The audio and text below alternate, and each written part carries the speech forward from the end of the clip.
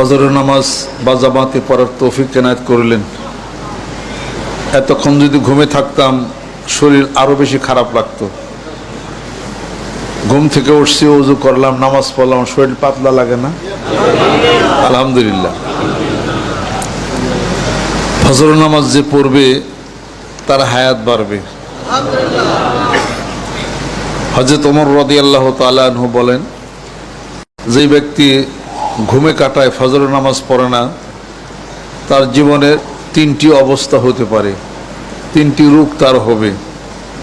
এক নম্বর হলো জ্বর রোগ, দ্বিতীয় নম্বর হলো চেহারার উজ্জ্বলতা নষ্ট হবে, তৃতীয় নম্বর তার যৌবন হারিয়ে যাবে, সে দিন দিন দুর্বল হয়ে যাবে। সে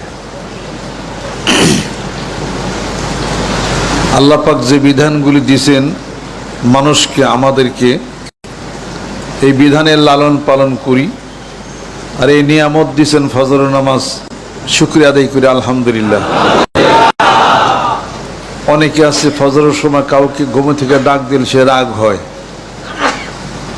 রাগ হওয়ার কোনো কারণ নাই, সে যে ডাক দিল নামাজের জন্য, আপনি একবার বলবেন আলহামদুলিল্লাহ, কারণ এটা আপনার জন্য হলো রহমত।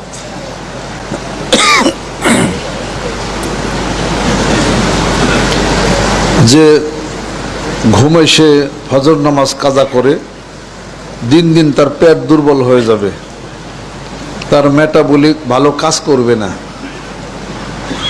বিজ্ঞান ভিত্তিক যে ব্যাখ্যাগুলি আছে ফজর নামাজের উপরে, যে একটা মনুষ্য জীবনে এর বিস্তৃত ব্যাখ্যা দিতে গেলে ঘন্টার পর ঘন্টা দরকার, যা আমরা পালন করি আলহামদুলিল্লাহ। ফজর নামাজ যে পড়বে তার প্রেশার কন্ট্রোল হয়ে যাবে আলহামদুলিল্লাহ। যে ঘুম অবস্থায় যে কাটাবে, 4.5 কোটির মতো চাপ তার লিভারের উপরে তখন পড়বে সে, এবং দিন দিন বিলিরুবিন বেড়ে যাবে, যেটা হলো জন্ডিসের প্রাদুর্ভাব, এগুলো বেড়ে যাবে। এই সব কিছু থেকে আল্লাহ পাক আমাদেরকে হেফাজত করছেন।